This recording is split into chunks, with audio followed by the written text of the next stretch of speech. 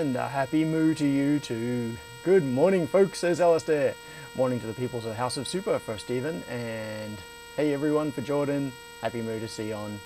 Everybody gets their own special little shout out. So, who do we have? Stephen George. Steve W. outside the box, which is Crispian, Tabraze, Sharky, Sion, Jordan, Alistair, Mark is here. Oh. Now no ground loop. Is it all gone now? I know exactly what that was. I had the receiver for the radio mic plugged in on USB charging. And I totally forgot to unplug it before starting. Yes, I know, I've done that before. Casio is here as well. All right, so where are we? I was just about to do this and jump straight into starting to talk about this, but hang on, we're 2 minutes into the stream. It is not possible to get on topic in the first couple of minutes. Oh, I know what I forgot. Hang on. Yes. So, I acknowledge the traditional owners of this land, the Whadjuk Noongar peoples. I pay my respects to their elders, past and present, and to Aboriginal elders and peoples from other communities who may be taking part in this live stream today. Thank you. Oh, Grant is here as well. Grant Maisels, Scott, Mr. Fixit 1952, Gavin Jackson, Casio, who I said hello to earlier. And today is delayed barbecue day. For those of you who are in Melbourne and can come along, oh, Any Mules is here too. This is going to keep happening as people get added to the chat. So, where are we? Okay. Now, where do I start? All right, I have a few boxes. I have this little box. Sorry, let's do it this way. I have this little box, but I don't think I'm going to get to that today. I have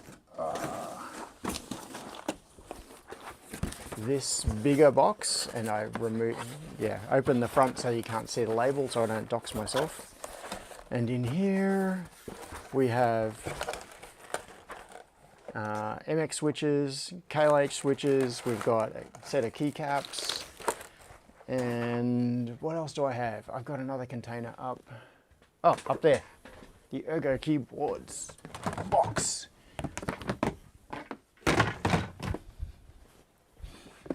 Here we go. And in here we have this and this. So today, oh yes, barbecue. Yes, barbecue is today. Because of Mother's Day last week, what ended up happening was that my plan was to have the barbecue last week because that's when it would have been on schedule. But my sister booked a restaurant thing for Mother's Day for us and our mum. So I went and did that instead. And because the barbecues are only every 2 months now, it's now a fairly long gap in between them. So if I had skipped that one entirely, it would have been a 4-month gap between barbecues. And that would have made me sad. So I decided to push last week's barbecue to today. So if anybody is able to come and visit today, that would be cool. All right, now okay, so Andrew, who is Pancake Legend, here we go, Pancake Legend, made some keyboards a few years ago. Oh yeah, last edited 2018. It's been a minute. And oh, Bob, you'll try to come. That'd be awesome. Oh yeah, so while I'm still on the subject of the barbecue, I should mention I kind of need to have a fairly distinct end to it today. So it nominally starts after the live stream finishes, so like anytime from 12:30 onwards. But I really need to wrap it up. Let's see, the latest I could be, I need to kind of be kicking people out not long after 4 o'clock, and because I need to then lock up and everything and leave myself. Stop. Pete. Also we have Tony Smith, Eddie Mills, Bob Powers, Pete is here, David C. And yeah, so tonight I am going to Snacky Puppy with Andy, and also Matt and his wife are going, and yeah, so I've got to get out of here sort of mid to late afternoonish to be able to have all of that happen in time. Austin says, well, just slap your knees and say, well, this has been a great barbecue. Okay, so here we go. I'm going to practice. Okay, so when it's time to go, I'm going to go, well, this has been a great barbecue. I'm out of here. So, Austin, is that the sort of thing that you're expecting? Oh, now my knee hurts.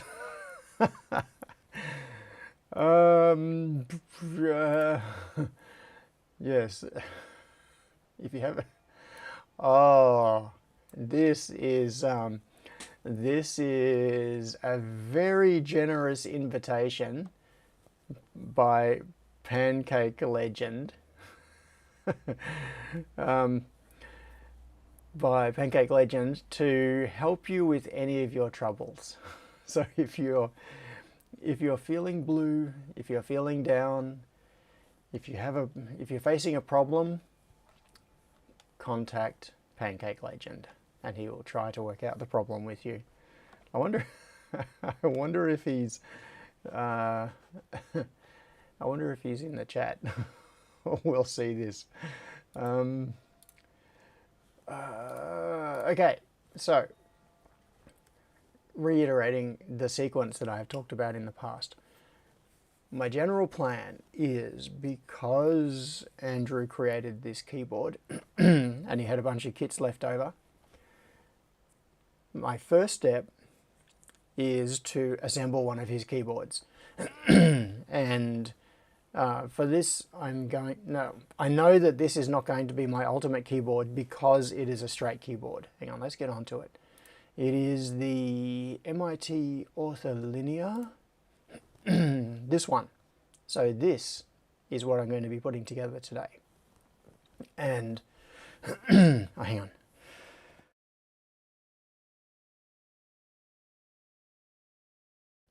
Okay, I'm back. Oh, AB says, I'm also chasing keyboard nirvana. Oh, Stephen George says, pancakes will fix pretty much any problem. Yeah, that's true. Pancakes will fix pretty much any problem. So, for many years now, I'm trying to figure out how long. It would have been in the mid-2000s that I switched to a split keyboard. Early 2000s. So I've been using, well, when I say split, not physically separated into two halves, but the two halves angled relative to each other, like like that. And so I've been using that sort of ergonomic style keyboard for more than 20 years, and I could not, for long-term use, go back to a straight keyboard like this. I do that on a laptop because that's what laptops have, and that's fine. I don't sit for like 8 hours straight on a laptop typing, so that's no problem. But for the keyboard that I have on my desk right here in front of me, my everyday driver, I definitely want the angled ergonomic keyboard. And I was using the Microsoft ergonomic keyboards for many years, the Natural Keyboard Pro, or whatever it's called, which I still have a bunch of here. Then I've been using the Sculpt since I've been using this one for a couple of years now. And now I want to build one. So step one is to build one of these, which will at the very least be a very nice straight keyboard. And then I am going to assemble the soft lay chock, which looks pretty close to what I want in terms of a keyboard. But the keycaps for that haven't arrived yet.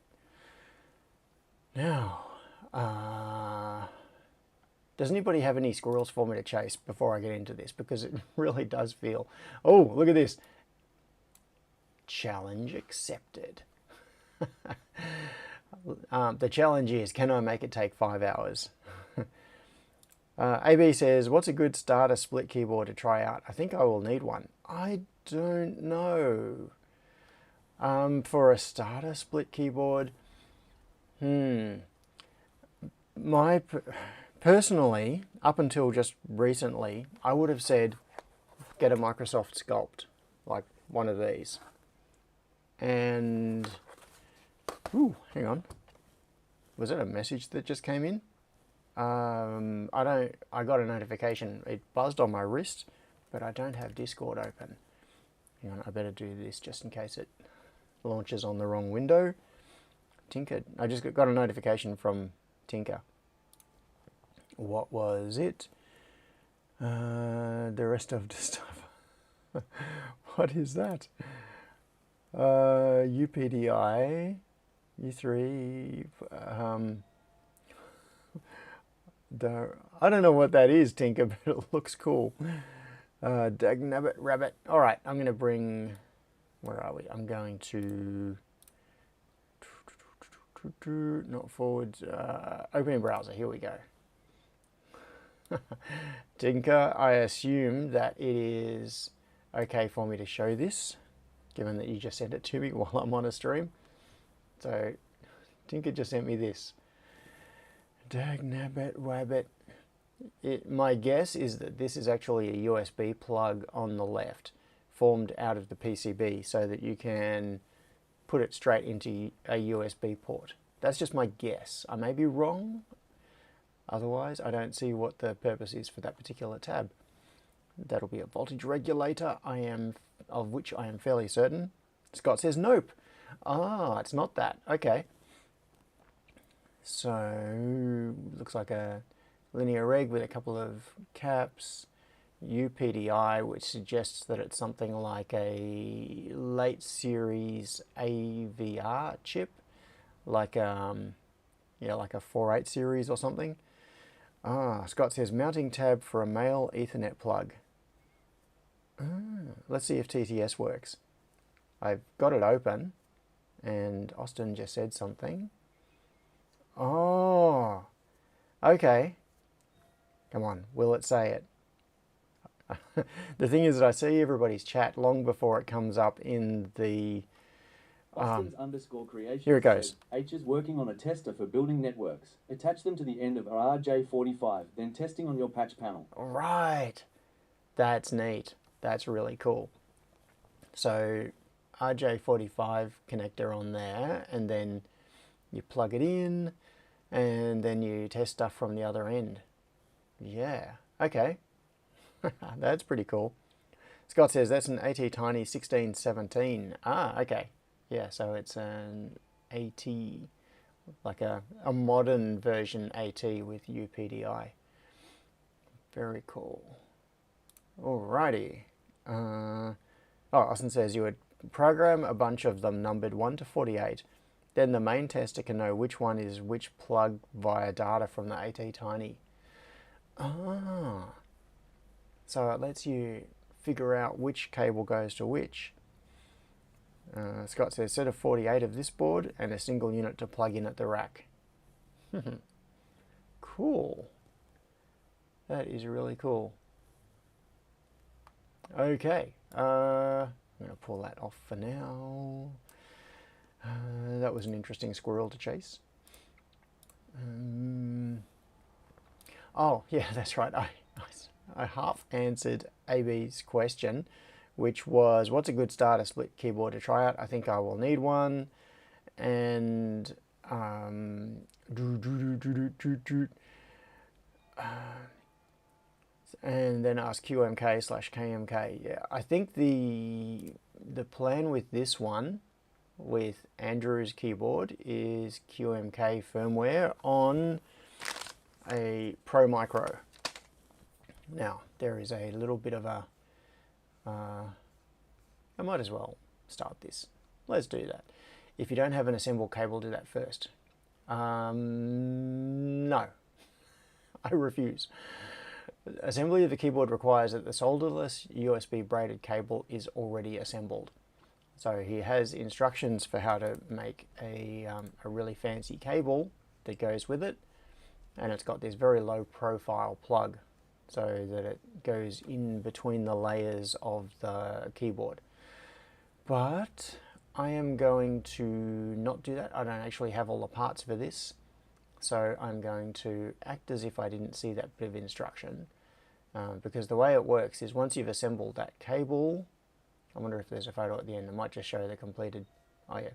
So here you can see the super low profile micro USB cable, so that it goes into the... I'll go to the end of these instructions. Maybe it'll show it. There we go.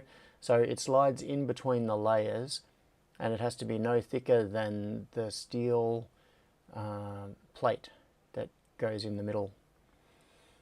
Found the new sculpt. Tabray's Malik Yes. said, I think at Austin's This. _creations found the new sculpt from whoever took over the license. Yes, That's right. probably a good enough starter keyboard. It would be. If you are looking for something like a split keyboard. Now there are others as well. Many other companies make split keyboards. I personally really like the Sculpt. That's been my favorite so far. And then they have just come back into production, made by a third party who licensed them from Microsoft after Microsoft discontinued them at the beginning of last year. And when I was looking for keyboards a few weeks ago, which is what led me down this whole rabbit hole, they were not yet available to purchase. But just within, I think, the last week, they have become available again. But it's too late. It's too late. I've fallen down the rabbit hole. So what I might find is that once I assemble this, I can't plug a USB cable in because I don't have a super low profile thing. Now that comes to the next thing. You see here there is a Pro Micro that is soldered onto the PCB, and it's got a micro B connection. And Sion says, never too late to have multiple rabbit holes. Yes. And so when Andrew did the original of this, it was all based around a Pro Micro, which at the time you could only get, I think, with a micro B connection on them. Now you can get them with USB-C, and the geometry is a little bit different. The PCB is physically a little bit longer, and the USB-C connection is much stronger.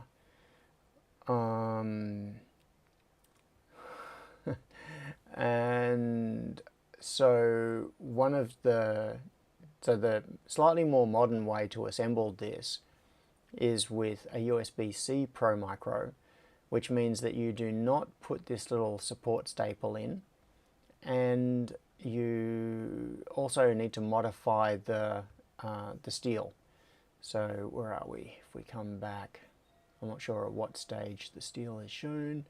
Oh, we can see it here anyway. So there is this piece of steel, and this shape just here is not quite long enough for the USB-C version of the Pro Micro. So that leaves me with a dilemma. Do I assemble it with the... okay, and more of the explanation. I ordered Pro Micros, both the old style and the USB-C style. The USB-C style has not yet arrived. I only have the old one, the old style, except this is where,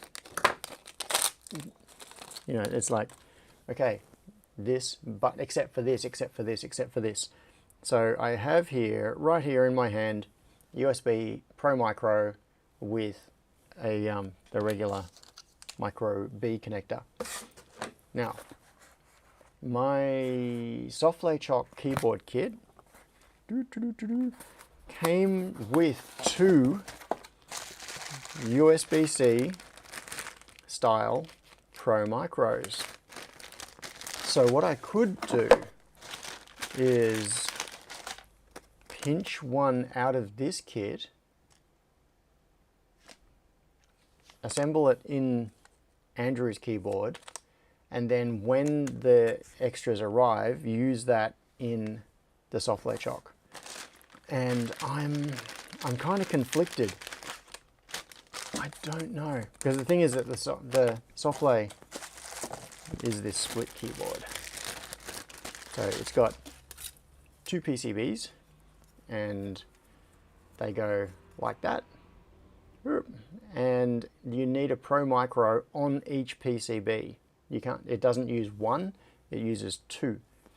And one of them connects to the computer and the other one connects back to the first one. Which means if I sacrifice one of these, I won't be able to do anything with the Softplay Chalk until the other Pro Micros arrive. I don't know. And it also means that I would have to modify the steel that's in this. So, my inclination is to follow the build guide, this build guide, accurately and assemble it with an old style USB Pro Micro.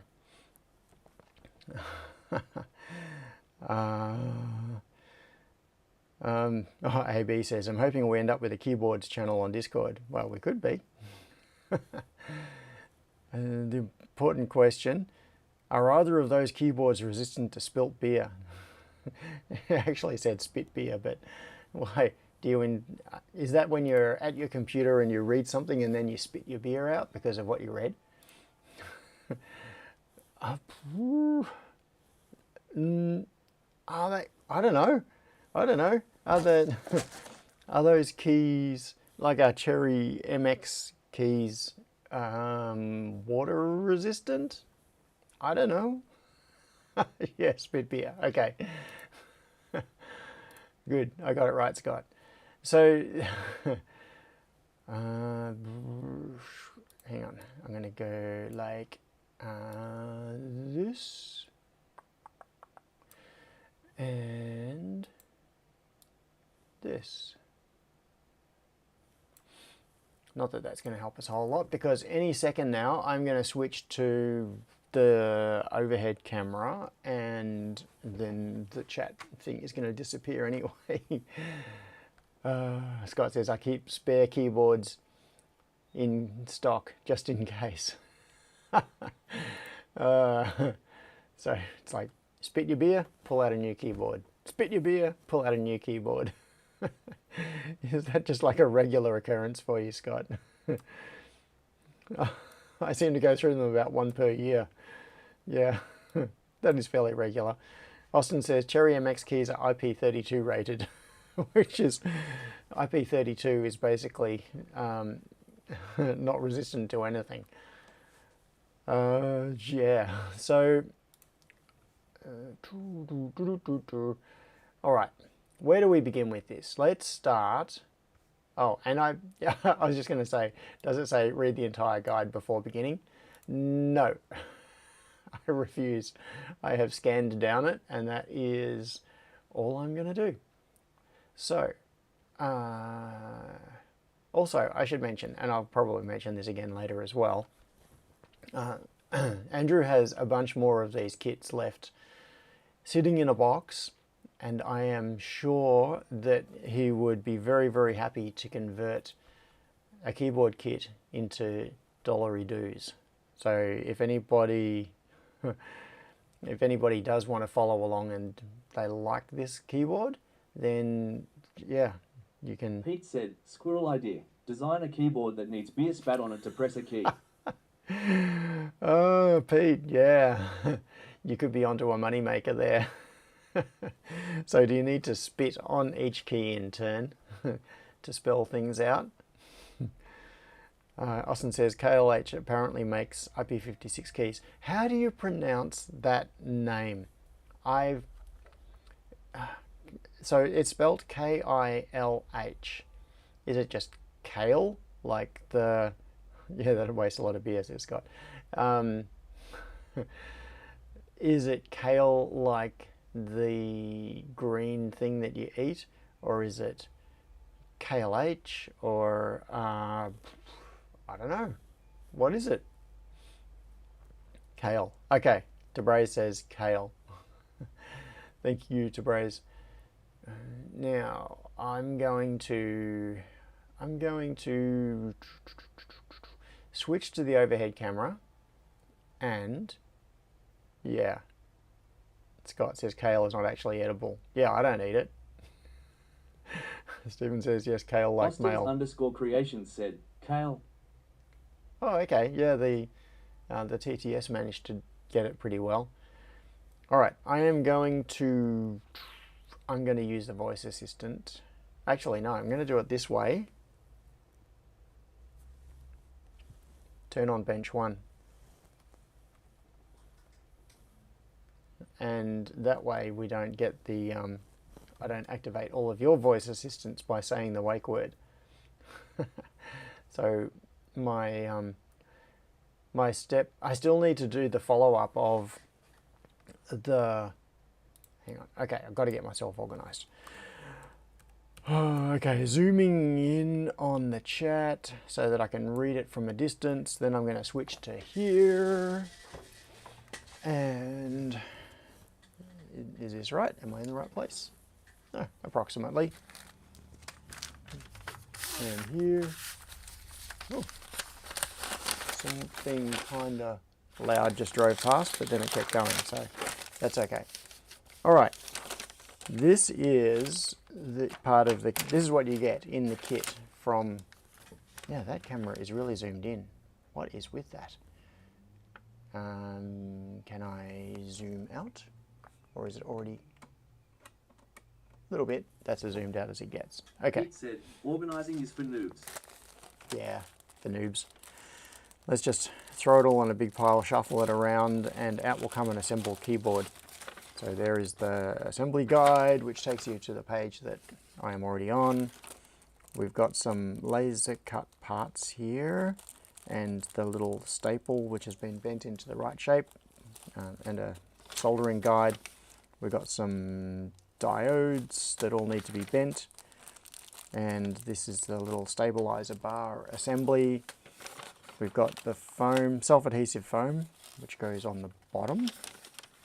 And this is made out of PCB material, and it's got 0 copper on it as far as I know. So I think what Andrew has done is designed a PCB with no copper and then had that fabricated, which is kind of cool. It gives a really nice finish. Or maybe there is metal on it.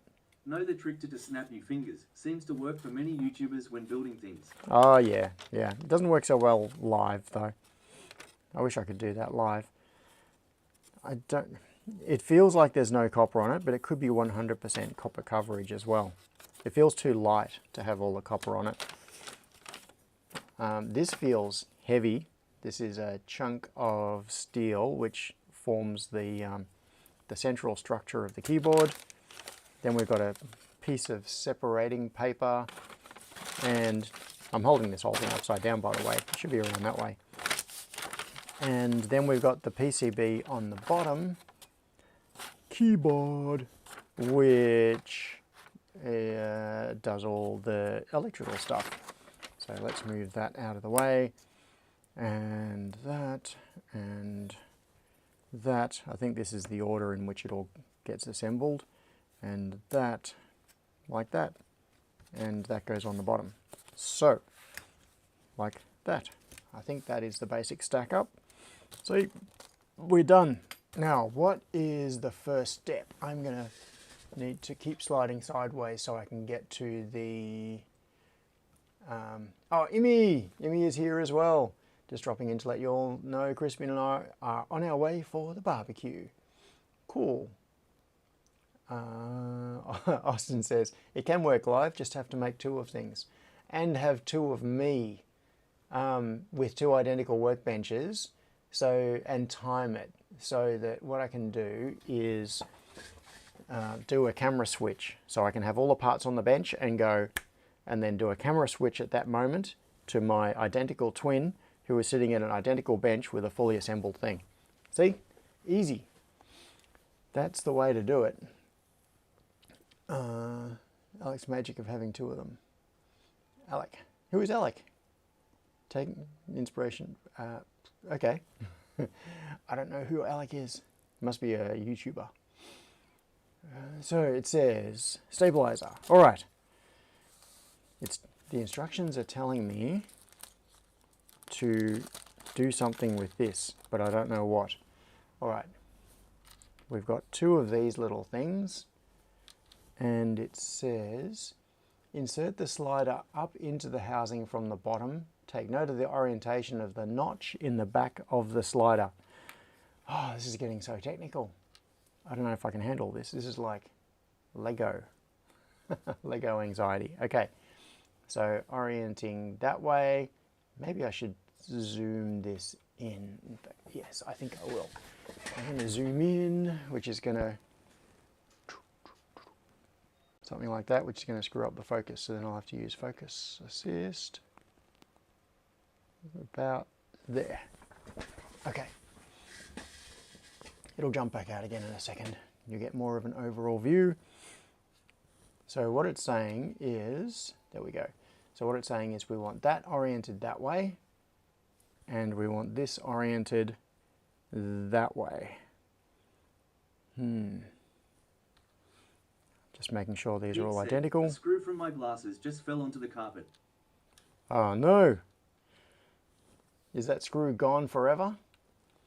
So that goes up into the bottom there, like that. Okay, so that goes in. Insert the slider up into the housing from the bottom. Take note of the orientation. Oh, and then it wants me to put some grease on it. I don't have any grease. Okay, I don't have keyboard grease. And there are two of them, so I guess I do them both the same. Just a wild guess. Take note of the orientation of the slot. The notch. Oh, notch goes that way, notch goes that way. Yep. All right, I got the notch the correct way around. So I got those two things stuck in. Then, if you wish to lube your stabilizer, add dielectric grease to the end of the stabilizer bar. Okay, I do not have dielectric grease, so I'm going to not do that. Insert the stabilizer bar through the front of the housing and into the slider. Okie dokie. So turn it that way and insert this into the front.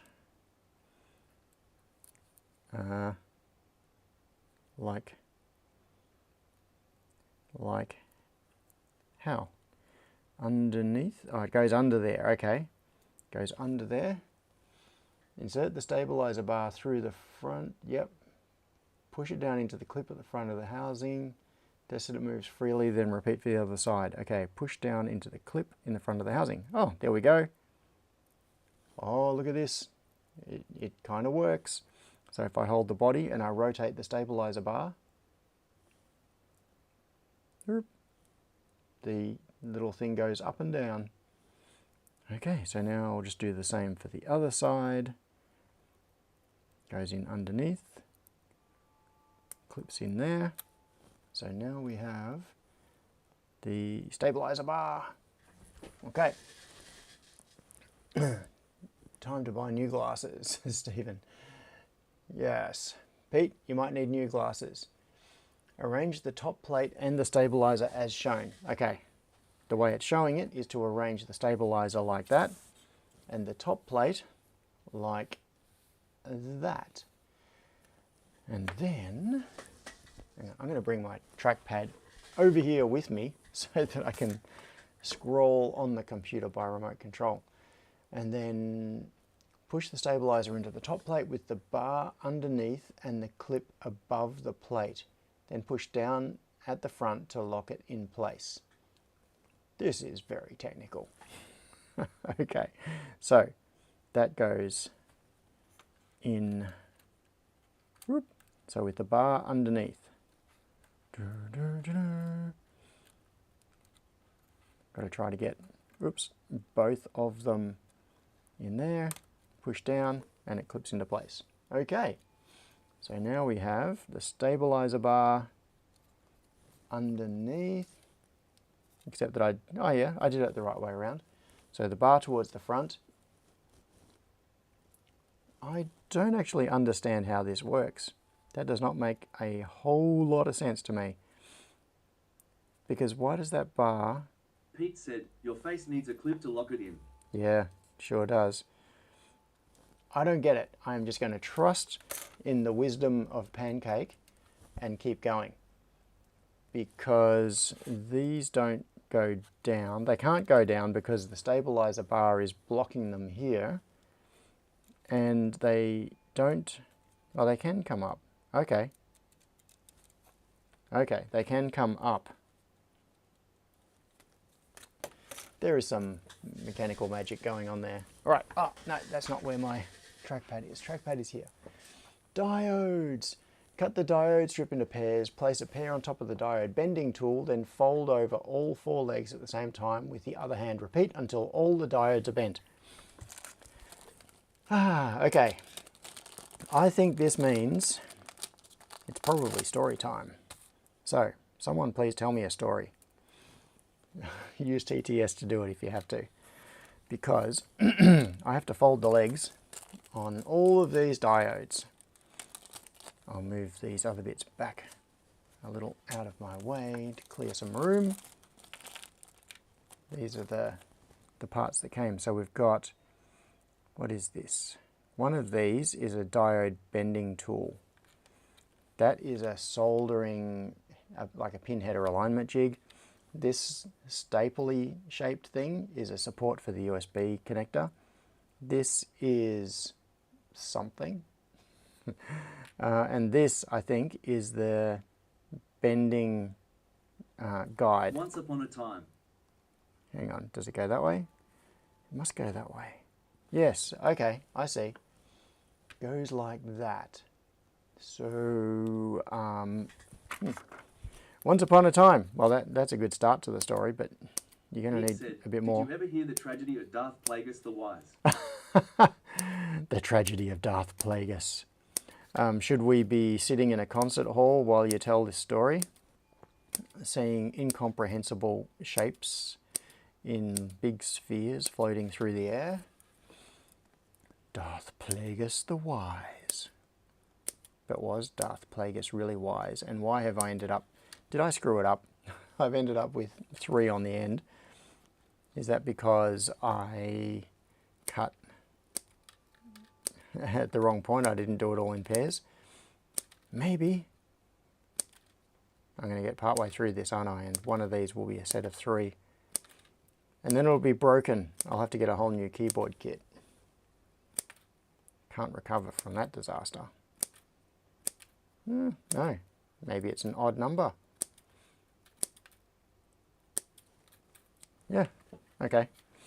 So the little laser cut bending tool, it'll be very hard to see on camera, but this has been cut. See, you see how it's thin that way and thicker that way?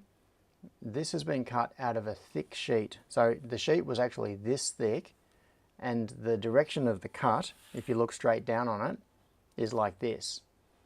And what Andrew has done is made the top of it have 2 little ridges on it. They're tiny ridges on the edge, so that if I lay a diode into the end of it like this, it supports the 2 legs, and then I can go bend, bend. Oops, I screwed that up. See, I'm an expert. Oh, my stomach went, and that. Something like that. Is that what it... Yes, that's kind of what he's talking about. All right. I've got, actually I wonder if my 3D printed bend tool would do this. What's the gap on it? No, these are much tighter. Then this is my little 3D printed thing. So if you've got resistors or whatever and you need, or diodes, you need to bend the legs, each of these slots is a different length, which matches, I think they are 0.1 increments, maybe 0.05 increments, I can't remember. So the idea is that you lay the thing in there, you pick the slot that you need depending on the length that you want, and then bend the legs over. Pretty handy tool, but it doesn't go down small enough for this specific job.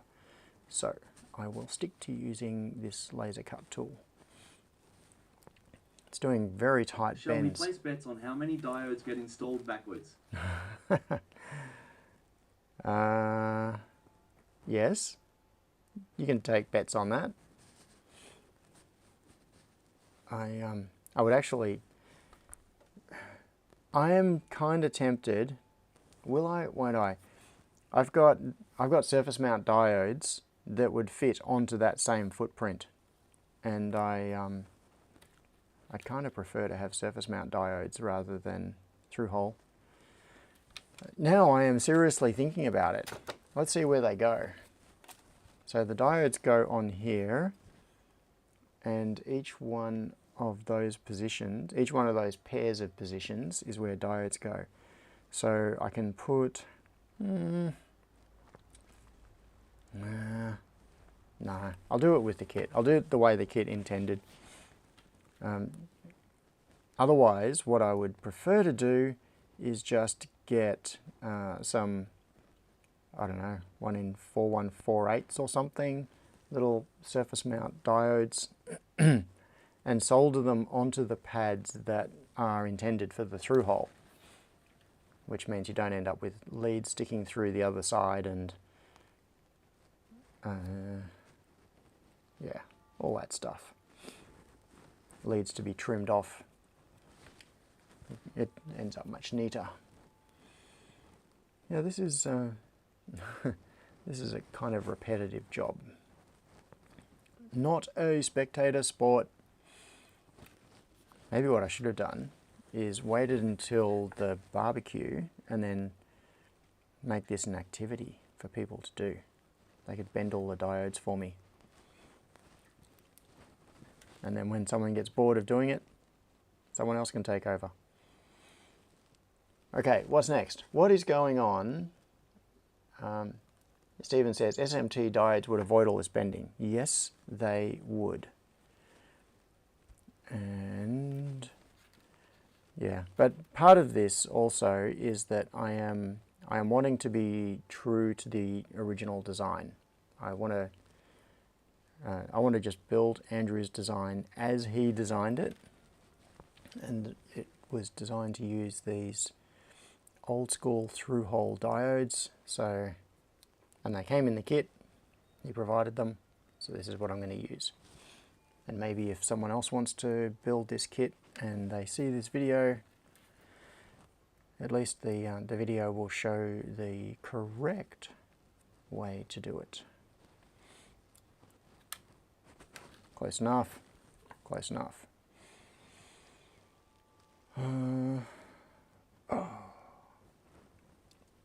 Now, what else? Tricking your guests into doing your manual labour. Don't have to pay them if they are volunteers. Yeah. Yeah, there are a few things that I could hand off like that. One of the jobs that had to be done. Pete said, needs more beer. Needs more beer. So you think sit and drink a beer while doing this? I don't drink beer, Pete. I don't like it.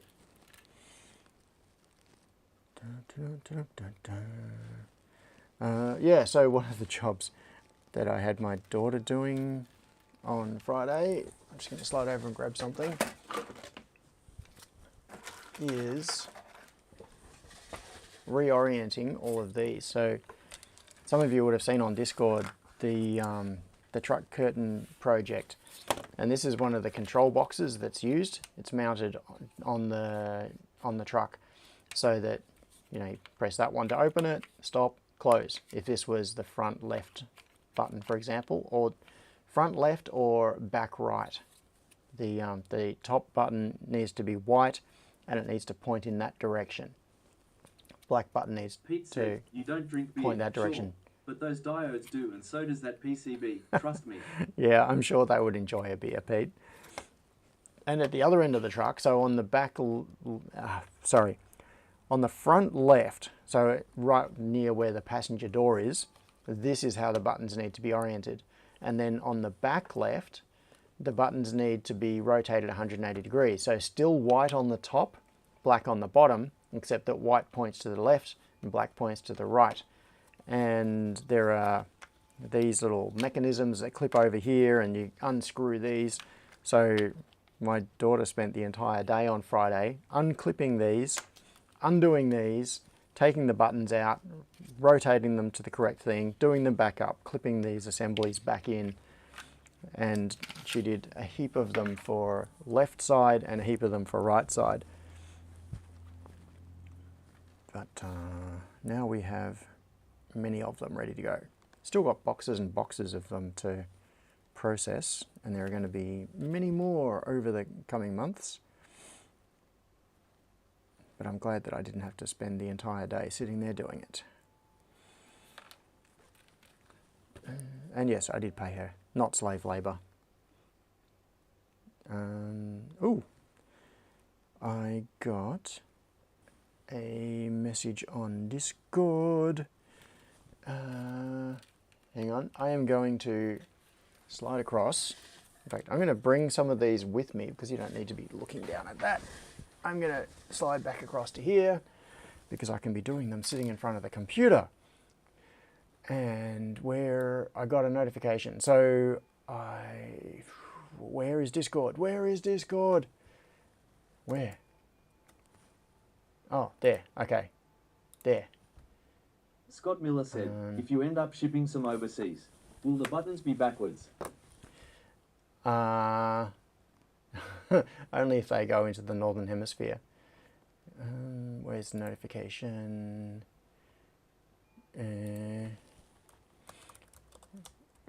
Sorry, I'm just replying because someone is messaging me on barbecue day. Messaging me, what am I saying? Brain failure. Hang on. Okay, one thing at a time.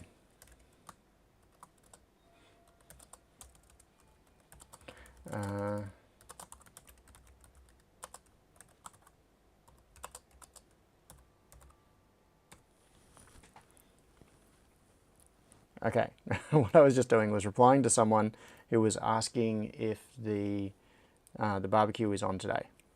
So pre-barbecue on the live streams that are pre-barbecue, I kind of have to be able to be responsive for last minute questions and things. People who haven't been before and need the address and that sort of stuff.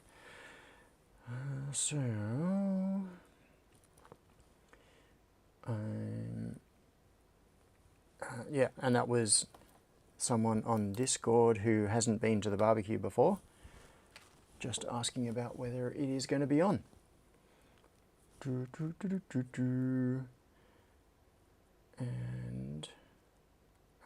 I also mentioned it on the Opulo Discord last night, and yeah, it's possible that there are people who are into pick and place and stuff who might want to come along. Okay, I have finished bending all of the diodes, so soon it is going to be soldering time. Soldering time! Soldering time is good times. Back to here. But first I think it means I need a bunch of clipping time. So let's check. I'm going to check the thing. Okay, so I've got to bend, place a pair on top of the diode, bend all legs, repeat until done, insert one row of diodes. Take note of the orientation of the PCB. Insert the diodes from the side which has the component numbers printed. Okay, component numbers printed are on this side, so they need to be inserted from here. The end of the diode with the black line should be inserted into the holes with the square solder pads. Okie dokie. So, cathode to pin 1. Let's see if I can screw this up. Here we go, starting to take bets on how many diodes I get backwards. So the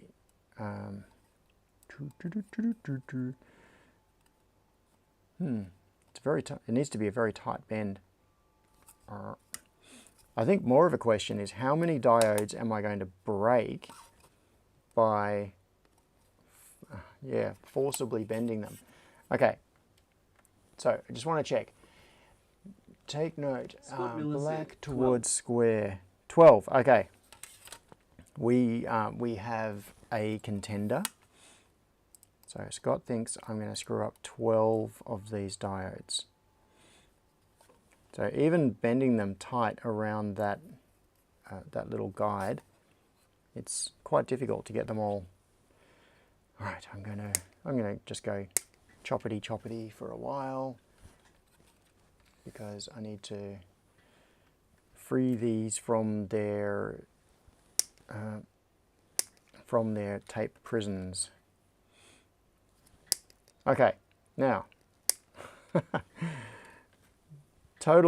total squirrel, but not for me. It's a squirrel for I think pretty much everybody else.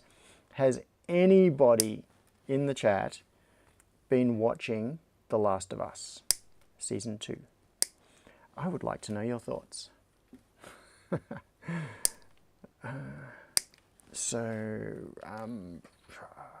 Sometime what I should do is check the Opulo Discord just in case anybody has been... Oh, spoilers. Yes. Spoilers, Pete. Okay, so yeah, spoilers. That is a good point. It said spoilers.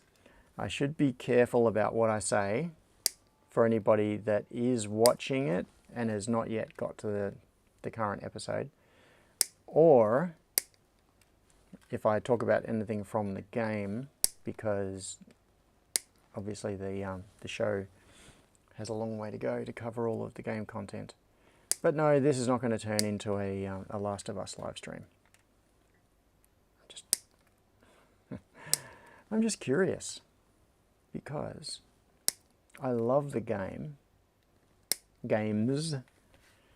and now that it is a TV show, or at least there is a version.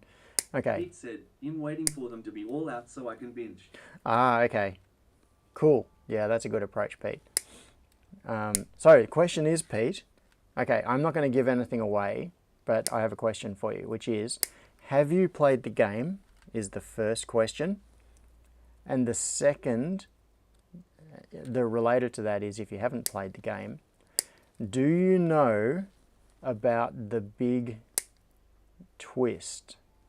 I definitely am not going to, spoil anything. The big, well, twist is the wrong word. Not a twist. It's the controversial narrative device. Let's just put it that way. That pissed so many people off when they played the game, when they played part 2, and made them rage quit the game. And it seems that as people who have remained spoiler free and are watching the TV show, many people rage quit around episode 2 of season 2 because of the controversial thing that happens. So, hang on. Scroll across. Where's my cursor? There it is. Got to find it to get the chat up. Alistair says, no, but Andor Season 2, Episode 13 is a great watch, really wraps up the story nicely. Aha! Yes! I've got to get back to Andor. I watched season 1 of Andor. What's it on? Is it on Disney Plus? Something like that. When Andor season 1 was out, I was house sitting at my sister's place while she was on a trip to the US, and and she had Disney Plus. Pete said, I think I know what you're talking about, and it's like Get Over It. Othello was originally played by a white guy, and in his time men played all of Shakespeare's female parts. Okay, I don't quite follow the... Pete said, some people are so stupid when it comes to characters and stuff. Yeah, they are. That's right. Othello was originally played by a white guy, and in his time men played all of Shakespeare's female parts. Okay. Yep. So that really did not clarify anything very much in relation to the controversy, but okay. I'm not actually even looking at the PCB. I'm just looking at the diodes and sticking them in. So I should check. What I should have checked first is, are they all oriented the same way? Now, we've got the anode and cathode. We've got the square one down in every case, no exceptions. Okay, so I don't need to check the position, the PCB. I just need to make sure that I've got the black band on the diode pointing down towards the square pad each time, and that's it. Then I don't have to think anymore. Am I going to put them all on before I solder, or am I going to put some in, solder them, and then put more in? I think I'm going to populate them all. Because they are a very tight fit into this PCB, they are not going to fall out. Like if I turn the board over, none of them move. They all stay exactly where I put them. I probably need to zoom out a little bit at this point, don't I? But I don't care. I can't be bothered.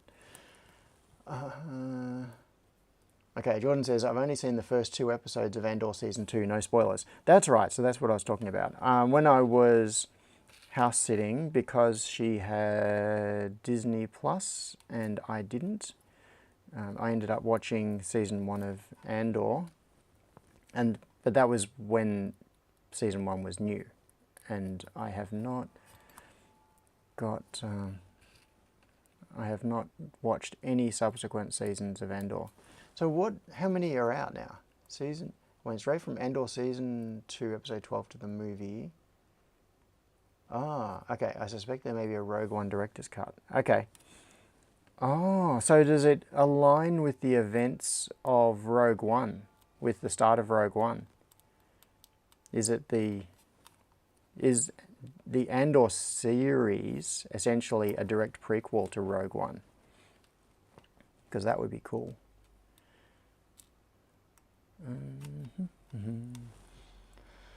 Yeah, this is... Watching me sit here stuff things into a board is probably not what you signed up for, is it? Hopefully I haven't got any of these the wrong way around yet, and I'll do a quick scan before I begin soldering. I'm tempted. Yes, you can watch Andor, Rogue One, and New Hope all in order. Ooh, nice. Yeah, I know that Rogue One, the end of Rogue One is basically the start of A New Hope, I think. Or, yeah, the two of them happen right together. They are not separated by years and years of time.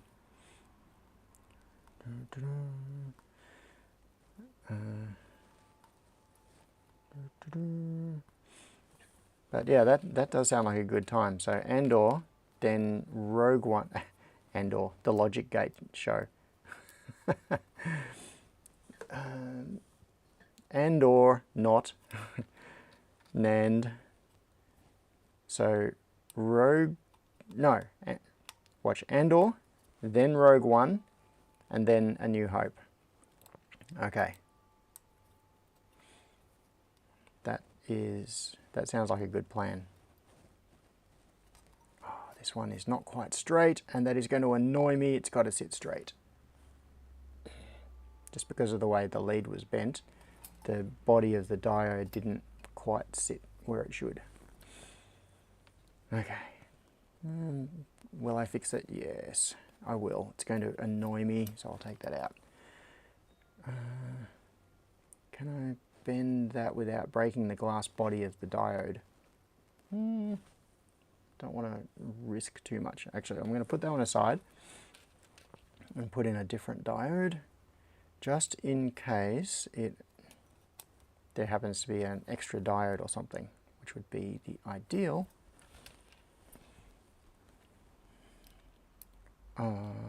Okay, come on, somebody else, tell me a story. Keeping in mind that it's hard for me to keep track of what's on chat. Alistair says, I'm doing Star Wars with my kids in screen order. So Ep 4 first, Rogue One 35 years later. Alistair, you bastard. Yep, so you watch a new, yep, A New Hope, and then you tell them, sorry, you're not allowed to watch Rogue One for 35 years. Come back when I'm an old man and you are middle-aged, and we will watch Rogue One together on a ye oldie, I don't know, if you can find a computer to play the video format. I suppose that's one of the nice things about film being a physical format. As long as the film itself doesn't degrade, if it's stored in nice conditions, you can access it a long time later, like 100 years later, if it's been stored properly, because it's just optical.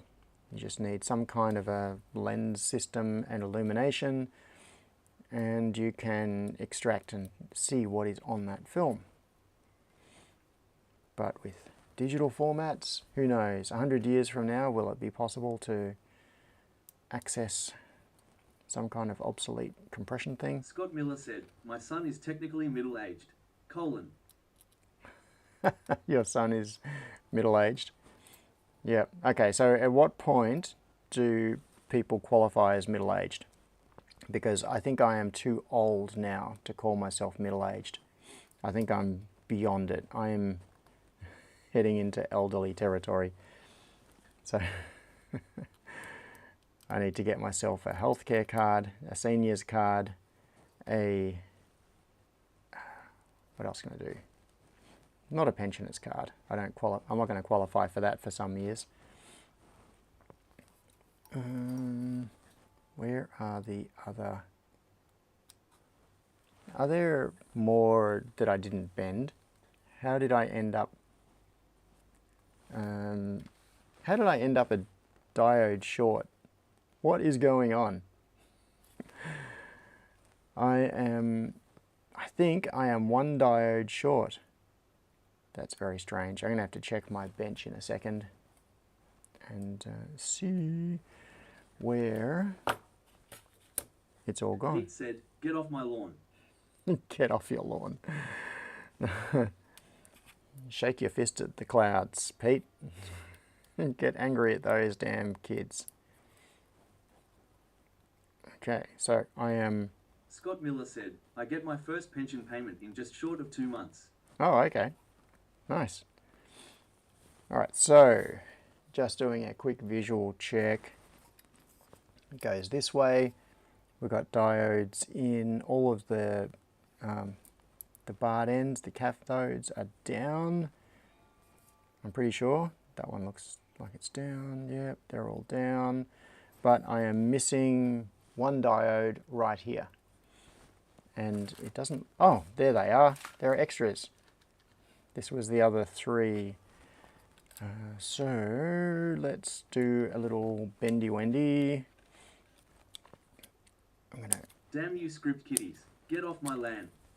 The LAN? Yeah, script kiddies, get off my LAN.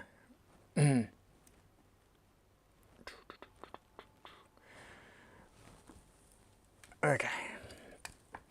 That is the last one. So it looks like there are a couple of spares, unless there are spots on the board that diodes go that I have not yet found. I need to buy some more gloves. I've got...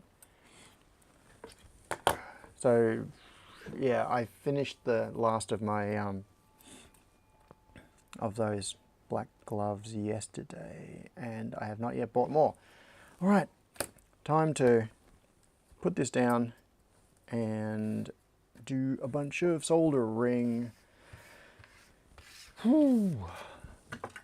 Which means I am grabbing the leaded solder with my bare hands, so I've got to try to resist the urge to lick my fingers.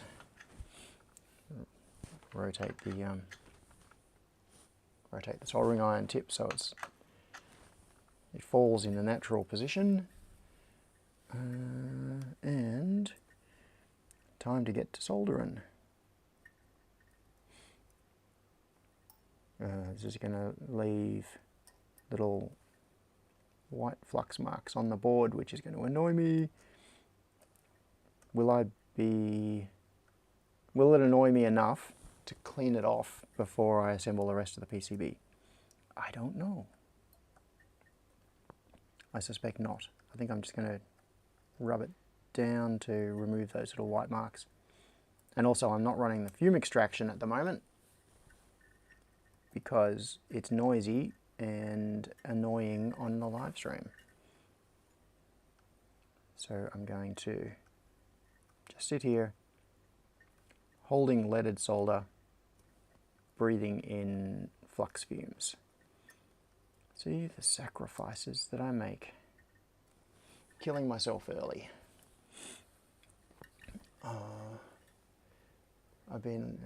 Scott says, I've been handling leaded solder barehanded for many decades. Don't recall any health issues.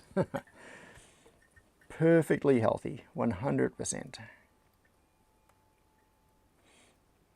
Yeah.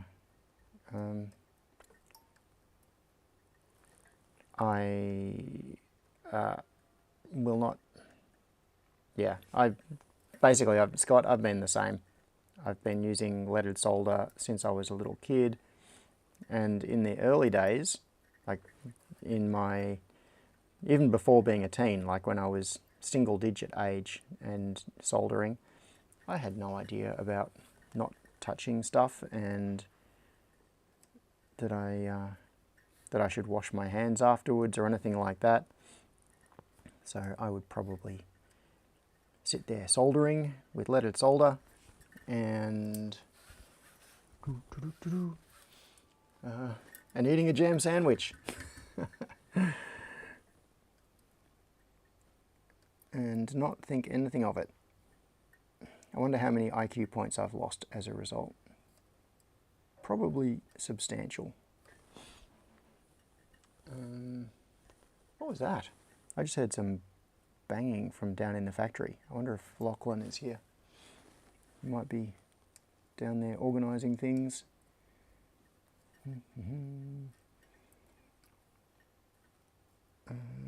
Yeah, so I do still handle leaded solder with bare hands a lot. I do it frequently, but then I try to remember to wash my hands and things afterwards.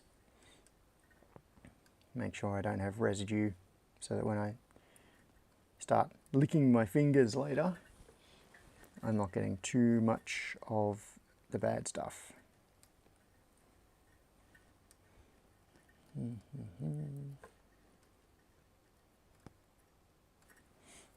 I prefer to do this wearing gloves. It's kind of annoying. They can be awkward, and also you end up getting sweaty hands. It's not that nice wearing them, but I prefer to be. Oh, I just heard a bang outside as well. What is going on? Yeah, I'm pretty sure Lachlan is out there. I can hear the dump bin moving You might be able to hear it too. Okay. Keyboard back in the holder. Time to cut off all the leads. What else does it say? I should actually check what the instructions say. So it says, oh, let's go back to here. So it says, insert the row of diodes, blah, blah, blah, blah, blah. After you insert the diode, bend the legs out slightly, flip the board to solder. Insert then solder the diodes one row at a time to prevent the legs getting in the way. I didn't do them all at once. That's why I should have read the instructions first. Use flush cutters, the USB supporting staple. Okay. It's the zombie apocalypse starting. They're coming for you, John. Yes, Stephen. The zombies are coming. Scott says, if you're getting vaporized lead in your solder fumes, you've destroyed whatever you're assembling. Yeah, absolutely.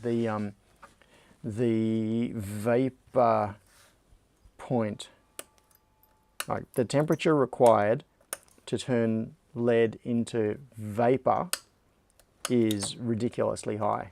Like, I don't actually know what it is, but it is very, very high. And if you have done that, yeah, you have also vaporized whatever it is you're working on.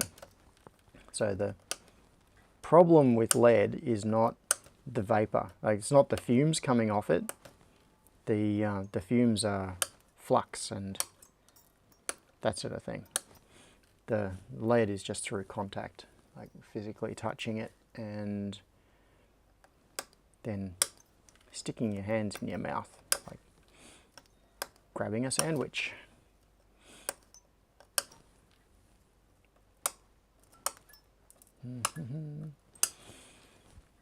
All right, I wonder how I'm going in terms of the 3 to 4 hour estimated assembly time.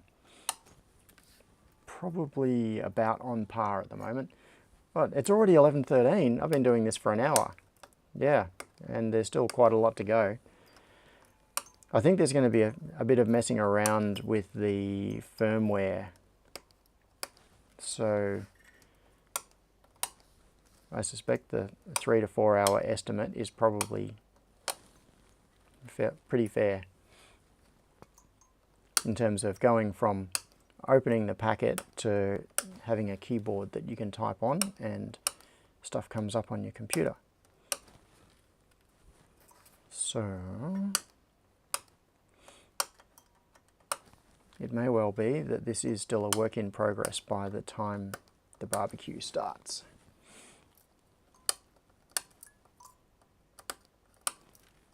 And that's fine. I'm not in a hurry.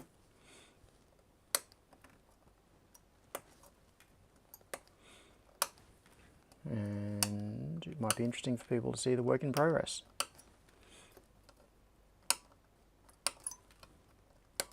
Right.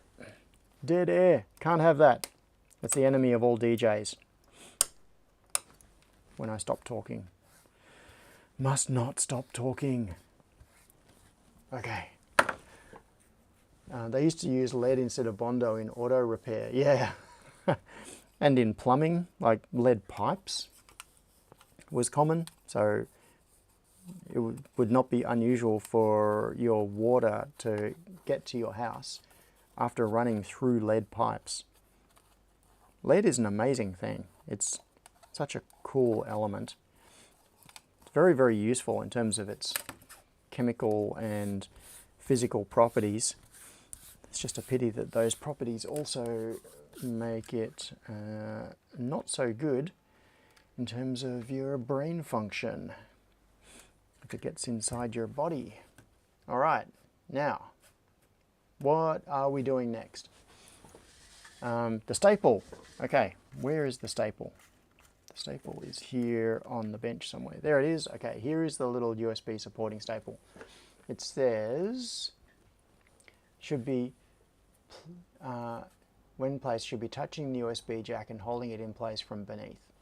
All right, so this is the kind of point of no return, because if I'm going to use a regular USB Pro Micro, whichever side it goes on, either that way or that way, then, and look at this, you see the two little slots in the PCB?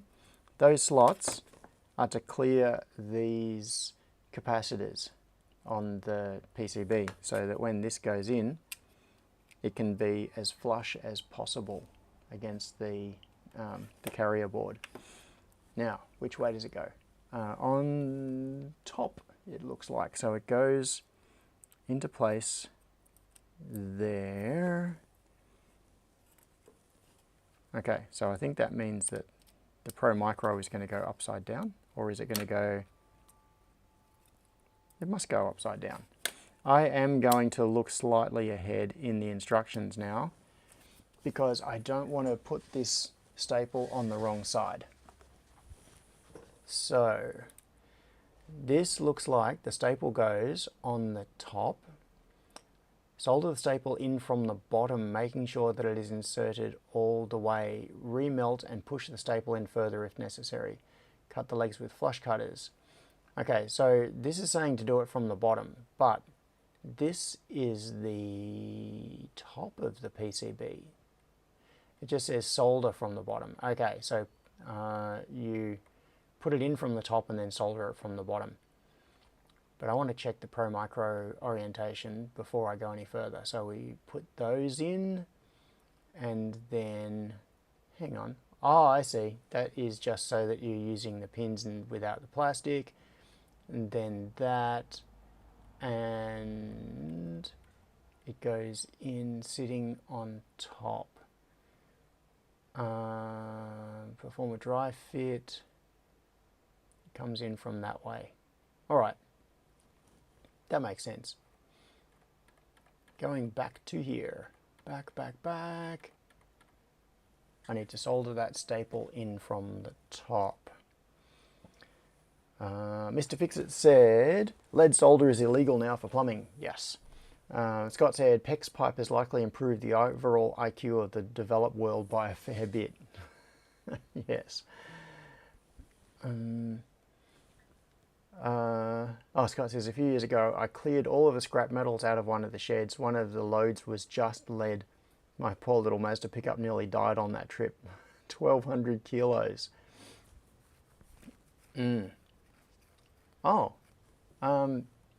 Grant tried to say something and it didn't come through on TTS, which was, according to Google AI, the vapor pressure of lead at 350 degrees C is 1.77 millimeters of mercury. All right.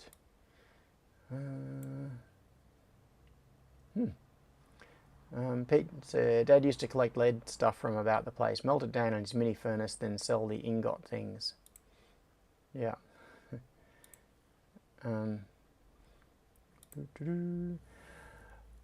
Okay, so back to doing this. I am going to... One thing I'm going to do, I'm going to put my jacket on. Because it is getting cold in here. I had the heating on earlier and then I turned it off because it makes noise and it's kind of annoying on the stream.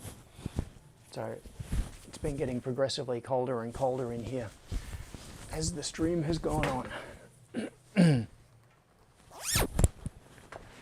There we go. So, okay, back to the staple. I need to put the staple in from the top and solder it from the bottom. That is the plan. So, staple in from the top, turn it over. I'm going to sit it so that the staple is on something and that will hold it flush up against, I'll move it up so you can see it. That will hold it up flush against the PCB.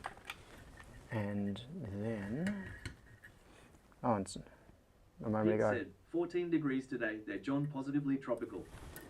Oh, hang on. I just realized my microphone was probably getting all scratchy and jammed up inside the jacket. Sorry about that. Yeah, 14 degrees. Positively tropical. Okay. Now I'll push down on it and burn my finger while reflowing the joints. There we go. So the staple is in place. Now, if you're doing this with a USB-C version of the Pro Micro, you don't use that staple because this only fits with the Pro Micro. Okay, so now we need to prepare the Pro Micro.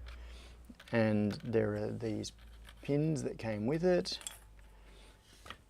And we need to solder these in like this somehow. Why? Oh, okay, yep. And there is this pin header guide. Now, the instructions say insert the pin headers into the pin header tool to hold them in place for soldering. The pins don't need to go all the way into the holder, then you solder the corners that way. Yep, so the goal is to make it flush with the bottom of the of the PCB for the Pro Micro. All right, here we go. Let's give this a shot. So we'll put the pins into this and this. This really is very clever. Andrew has put a lot of thought into this. So that's the soldering alignment jig. And then we go in like that. And if you just let it fall through, the pins would go all the way through the PCB, but we want them to end flush with the bottom of the PCB. So you put it down, face down on the bench with the pins. So if you look at it from the side, it ends up like this, with the pins against the bench so they can't go right through, and then solder from the top to lock them in place. Okay, so we'll just solder the corner pins. The angle that you're looking at this really does not help, but what I do is get in underneath the plastic and solder the corner pins in place, and then they should all end up straight and flush with the bottom. Okay, so those are now all soldered in place. You can see that the pins are not coming through the PCB, and you might be able to just see the solder joints there, there, and there, where the solder has flowed in. Okay, so now is Andrew suggesting to solder from the bottom or the top? Solder from the top side. Okay. All right, now that I've done that, I will just do all of the rest. It's like the old thing about how to draw an owl. Do step 1, and then step 2 is draw the rest of the owl. All right, so we've got to get all of these pins soldered on and aligned while they are in the plastic, and then we take the plastic off. Kind of awkward getting in there, but not too bad. Just got to get in underneath the black plastic and get the solder to flow.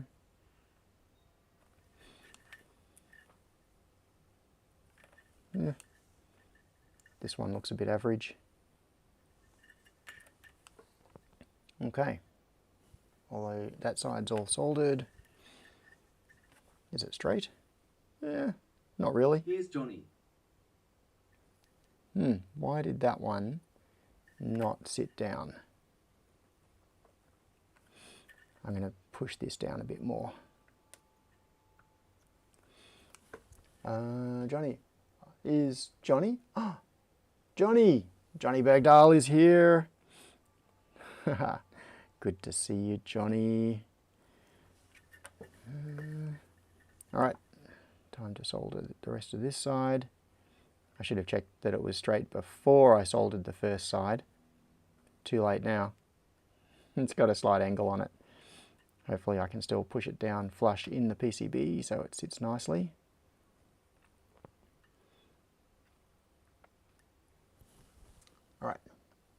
back to, oh, Don S is here as well. Hello, Don. I have not looked in the chat attendee list for a while, so there are probably a bunch of people who have come. Oh yeah, we've got Jax Tech, Johnny Begdale, Lachlan C.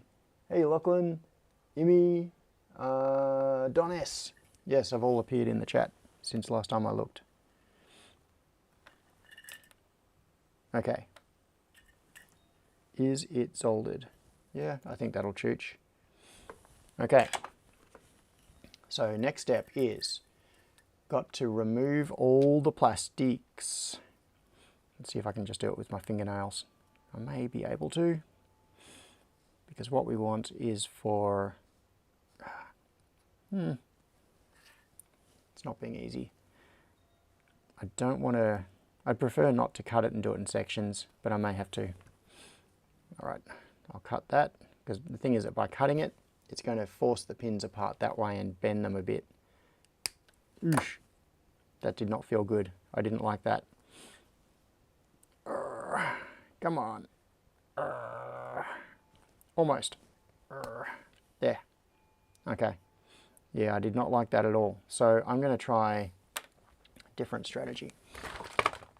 I'm going to try using these and just pushing up and working my way along.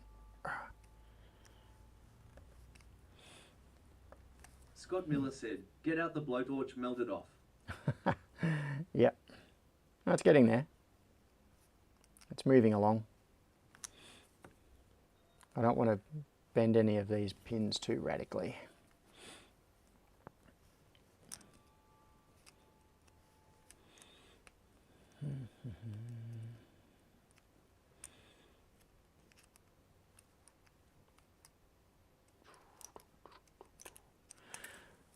Oh, okay.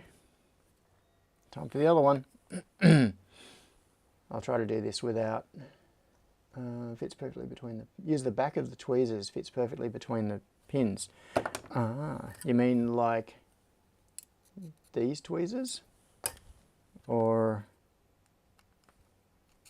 don't know. Use the back of the tweezers.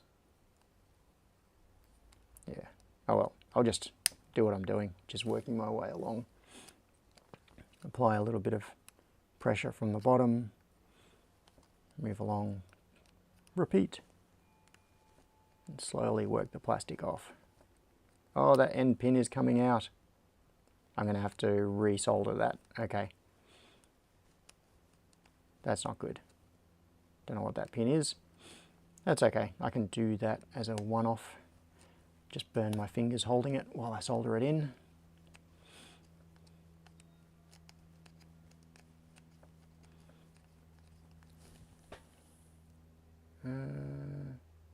Are any of the others coming out? I don't think so. I think it's okay.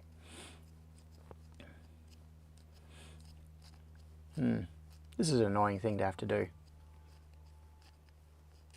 I think it'd be nice if there was a soldering jig where you pulled all of the pins out of the plastic first, because it's pretty easy to get individual pins out, and then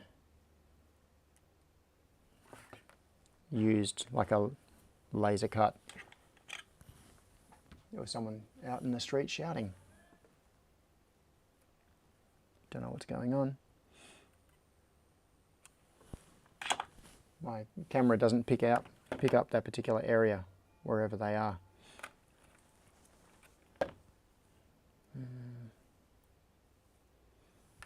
Okay, I want to push that one a bit so that it's not sticking through the other side of the PCB. Pete said, "I am going to have Ask Lydia, the optometrist's assistant, for a screw. I shall also ask whether she's got an image of the Battle of Waterloo."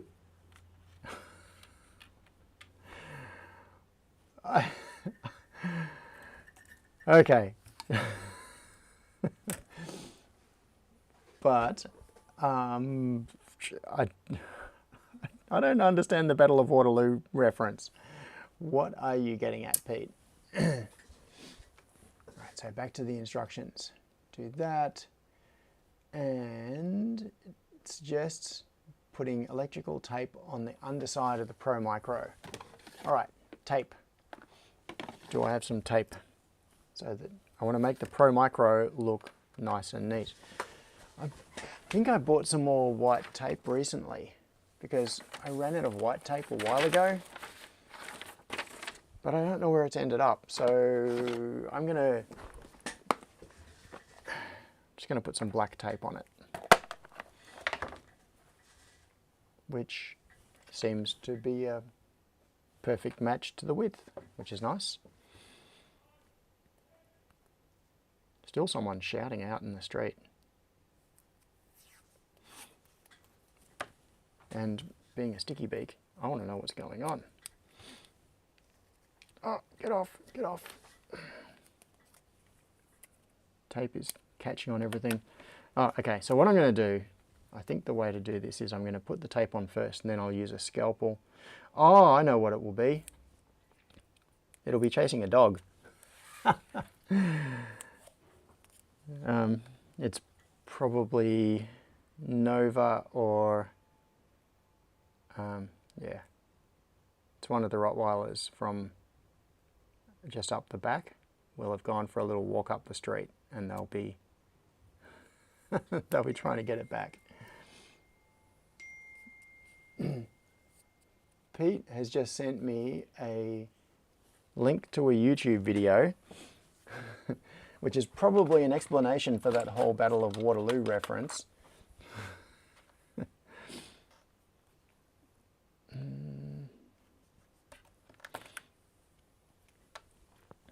Yeah, there'll be some cultural reference that I am not getting. That is, I know about the Battle of Waterloo, but I don't know why you would ask your optometrist's assistant whether she, where is it? What was the thing? Whether she's got an image of the Battle of Waterloo. It just seems so random, Pete. Okay. Now it goes in, okay, it says perform a dry fit and then insert the micro USB cable, but I don't have a particular low profile micro USB cable yet. I have micro USB cables, but not low profile ones. And because these are not perfectly straight, they do not want to align. Okay, so I've got one side in, and I'm going to have to do a little bit of jiggery pokering to get these other pins into place because they are slightly bent. Oh, come on. Oh, come on. That one is off.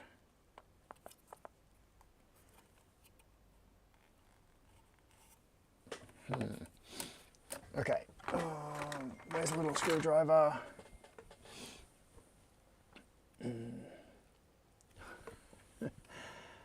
Yes, Pete, I don't know what your reference Scott is. Miller said, could carefully sand down a standard micro USB cable. Yeah, I'm going to do something like that. But when you say carefully sand down, what I hear is grab a scalpel and start hacking at the plastic. So that is, I'm going to do something like that. Oh, here we go. It is almost going in. It's just the pins at this end that are hung up on the edge. There we go. Okay, so the Pro Micro is now sliding down into position and sticking, the pins are sticking all the way through the board, as they should. And now the USB connector is supported on the staple, and the two, you can see the capacitors there, visible through there. Okay, now, next step, what does it say? Do not press the Pro Micro down to bend the staple, as this can crush the metal housing of the USB jack. Yep, okay. We just want it to sit on the staple, but not push down hard. All right, and it tends to sit down more at the back, because it's being supported at the front. So it can end up, oh, it's out of focus so you can't really see it, but it ends up with a smaller gap at the back than at the front. So I'm going to push the back up slightly to make it flat. Yeah, they're definitely calling the dog.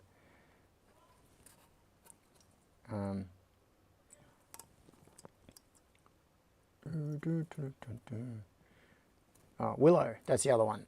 The two Rottweilers are Willow and Nova. Okay, so do not press. If it isn't flush with the plate, use a small screwdriver to gently adjust the shape of the USB support staple until it can fit together neatly. Okay, so what this is suggesting is that the Pro Micro needs to sit totally flat down against the PCB, but that is not going to be achievable with the staple holding it up. Let's just see if I can, oops. So use a small screwdriver to gently adjust the shape of the USB support staple. Alright, I am going to use my fancy Lindstrom pliers and try to bend that staple down a bit, hopefully without breaking it. Why did I take the Pro Micro out? Now I've got to get it back in again. I wasn't thinking. Should be easier this time because I've had it in once before. So the pins will be mostly aligned. Come on. What I'm actually tempted to do is permanently bond a USB cable to it. Oh, there we go.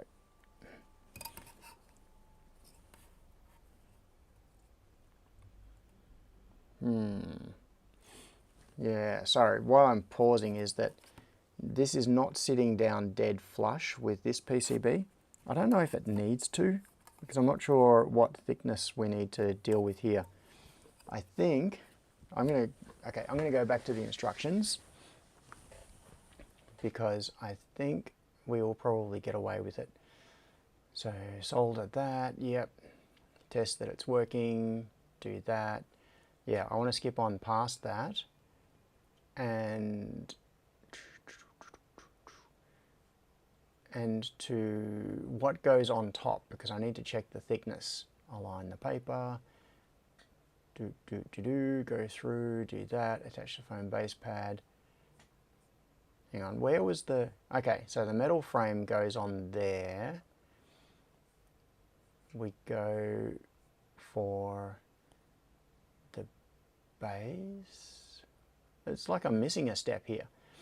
Okay, so a few switches, then you put the metal on below that. That stack up is not what I, unless I'm misinterpreting these photos, that stack up is not what I expected. That goes through there, and what? I am really confused now.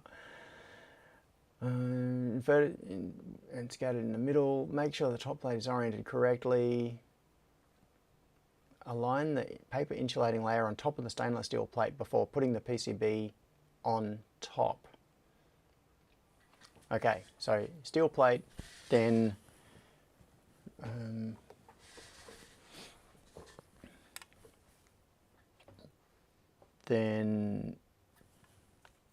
paper.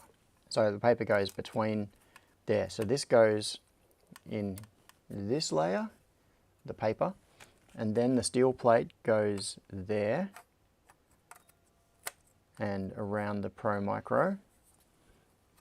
Yep, so the Pro Micro is now flush in between those two, and it does fit. It's below the level of the metal, so I think that's okay.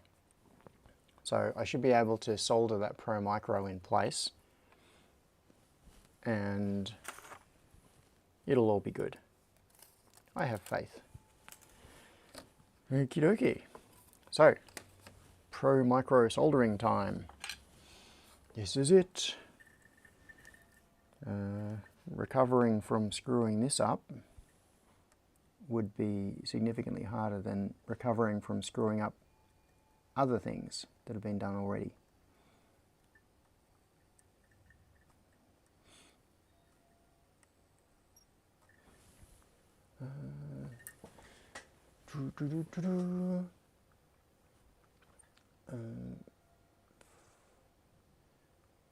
Not safe for... I went with the Muppets version. Says Pete. Okay. So there. Scott Miller said, leave the paper plate in place while soldering the Pro Micro. Oh. Should I? The paper? But the paper goes on this side. So I don't know why that... Scott, I'm sure you had a good reason for that suggestion. I just don't understand. What's the reason? Right, so I've got to solder all of this on and then clip these pins. So this is the side where the foam goes. It's a shame that the large keyboard... Scott Miller said, too late now.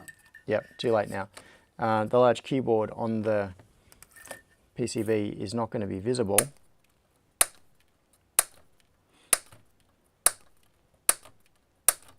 Scott Miller said, would they help keep things sitting level? Don't think so. The paper is really thin. It's like regular 80 GSM paper. It's just that it's black. Okay, so Pro Micro is in place.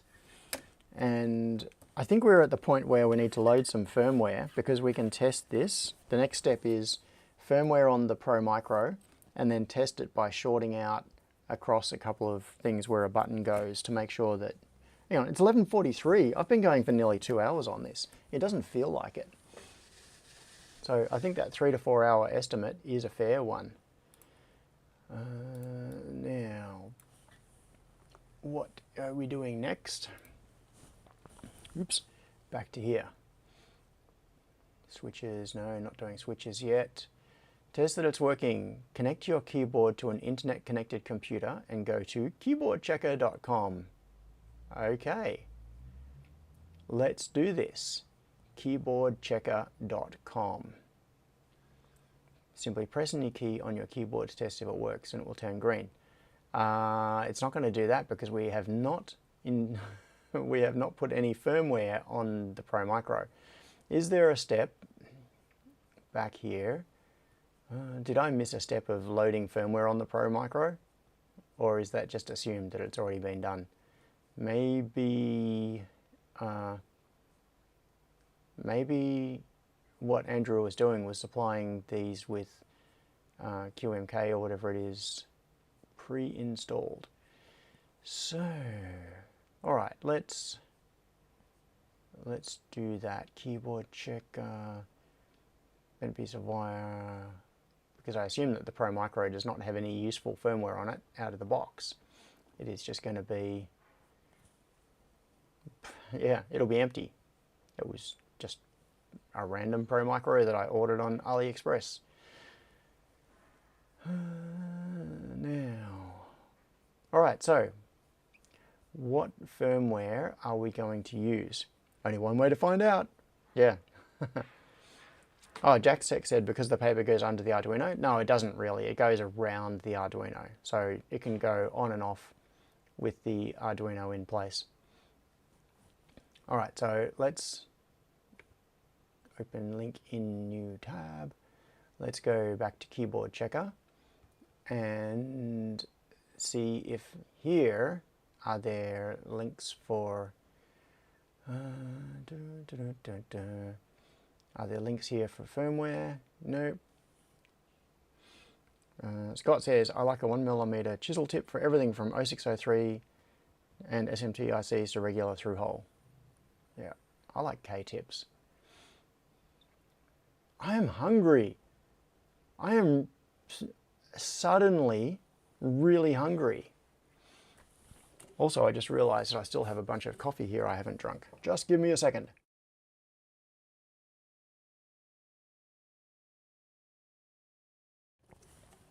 Okay. Yeah, I feel like barbecue. I should do that today. That sounds like a good idea. I am definitely not going to get this thing finished on the stream today. In fact, I'm surprised. Lunchtime. I am surprised at how little I have got done on this. Yeah. That's right, David. And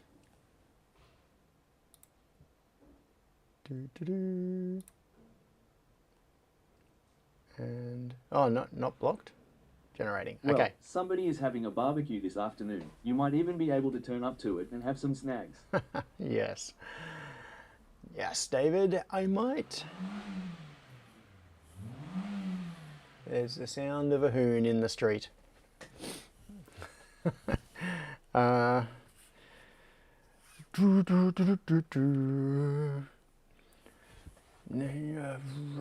so firmware.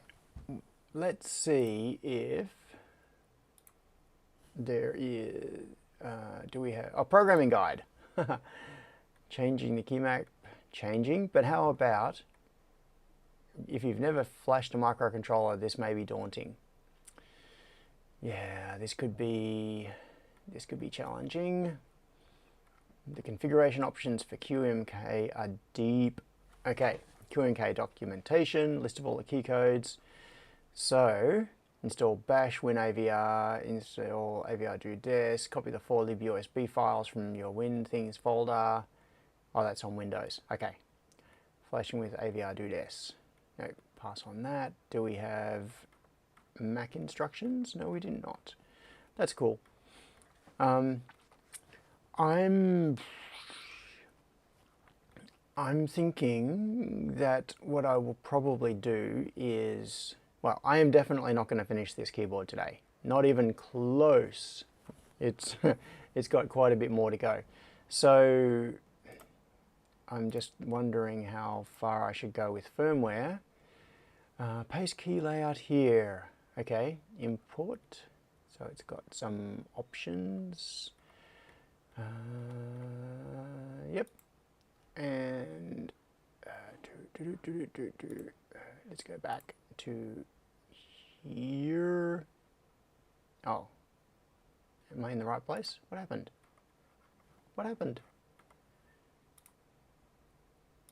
Why did... Okay. Programming guide. So upload keyboard firmware or upload from there. All right. So I need to install firmware. I think this is going to be enough of a rabbit hole that it is too much for me to get into right now, right at the end of the stream. That's going to be for a future thing. So at least we've got part of the hardware assembled, and I'm going to follow up with QMK. In fact, better still, what I'm going to do is I'm going to read QMK documentation before we come back to this, so that you're not just sitting there watching me read docs, and have some clue of what I'm doing. And then I will get it all done on a stream.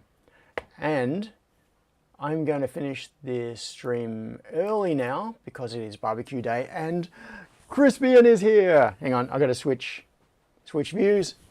Come around, say hello. Good day, people. Oh, I'm too tall. Yes, we know. Good day, all. You've been too tall since you were about 12 years old. You too. Hey, I'm afraid I didn't catch any of the stream. I've just been driving. Oh, so well. I'm looking forward to the playback. It was just me installing diodes into a PCB. There's no one watching Next anyway. week, No, John there's no one wishes he watching. had hair to pull out getting the firmware. Yeah, this is from previous firmware work. So did you get the keyboard sorted out, or were you playing with other things? No, it was all keyboard all the time, and it was assembling this. Wow. So I really didn't get very far. I got the Pro Micro installed, I got diodes installed, Yeah, but you've done a lot And- of nothing, I'd imagine. a bit of it. Well, that's what squirrels eat. Yes, yes. So, Yeah, I do need to get myself organised, move some stuff around out in the loading dock area. And can help, so don't stress. Yeah, okay, cool, thanks. So I'm going to call it slightly early today, and if you can get here for the barbecue, that would be awesome. It'd be really cool to see you. Thanks for hanging around. Now, I'm going to end the video, end the stream, but I'm going to have to mute. Remember last week at the end of the stream, there was music playing on the exit video. I got a copyright strike on that. There is a whole... It's not fair, and there is a whole backstory to it.